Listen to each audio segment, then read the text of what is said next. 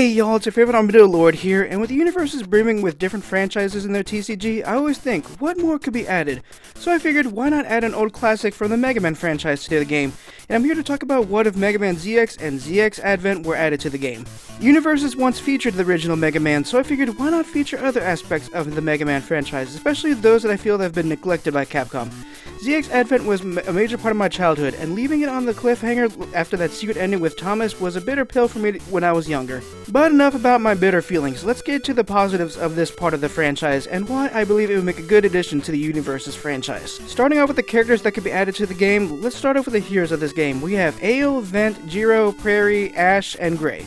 The last two I'm going to return to them later, as I see them being potentially overpowered. Now for the remaining heroes. Prairie is the leader of the Guardians and is stationed on the Grand Nuage airship, so while not a traditional fighter like the rest, she still has some tricks up her sleeve.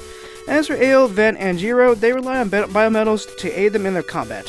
While Jiro has only ever used Model Z, I think he should be able to use the other biometals like Ale and Vent in-game. Switching to villains, we have the major antagonists such as Master Albert and Serpent, who heavily use Model W for their power. We also have Prometheus and Pandora, who also have Model W as their power source due to Albert's experiments on them. Then we have the Mega Man with their stolen biometals, Atlas, Aelus, Cinerak, and Thetis. I can see them sharing attacks and actions with the other heroes that use biometal, as Ale or Vent previously used those biometals. Finally, we have the Proceduroids, the main bosses of these games, and some of these enemies I could see fitting well into this game would be Highvolt, Protectos, Voltron, and Bifrost. There's a total of 16 Proceduroids, and there's plenty more to choose from.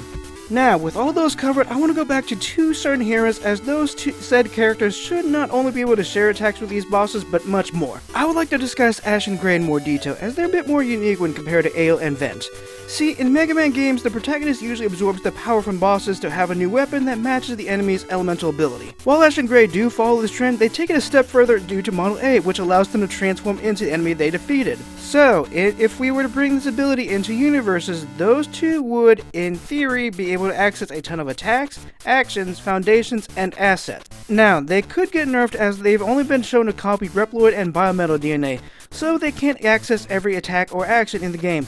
But if they do go that route, maybe give them a handicap by giving them less health or a not so great ability to balance things out. Think of it like Smeargle from Pokemon, where they can copy almost any move, but its stats are nothing to write home about. Now, moving on to the assets that can be added to the game, we have quite a variety of options, but to make things simple, we can bring over the Energy Tank, Life Up, Upgrade Chips, and the Biometals. Energy Tanks and Life Up can be used to restore health, while the Upgrade Chips and the Biometals should boost your attacks. The Biometals minus Model A, X, and Z should be able to use by both sides. For the Upgrade Chips, there's a total of 8 featured in the game, but the more notable ones that I think could make a good addition to the game would be the Absorber, Quick Charge, and Extender Chips. The Quick Charge chip can help boost your attack, while the Absorber and Extender chip can help you reduce incoming damage. There's also some monthly exclusive items from ZX Advent that can be brought over, such as the Demon Buster, Baby Doll, Warrior Helmet, Soccer Ball, and Magic Pumpkin. With the assets covered, let's switch over to discussing what could be turned into foundations. When discussing groups that can be made into foundations, we have Raiders, Hunters Guild, Sage Trinity, Mega Man, Legion, Slither Inc., and the Ouroboros. As for actions that have been made into foundations, we can use some of the missions from both games, such as Save the People, Attack the Excavators,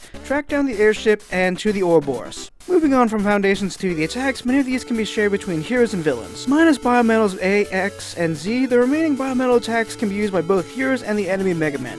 For the hero exclusive moves, we have the Buster Shot, X Buster, Z Saber, and Charged Attack.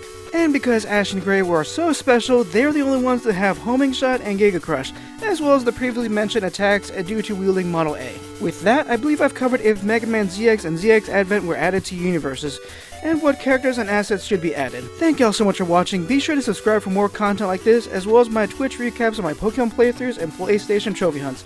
Hopefully I'll see you on the next video.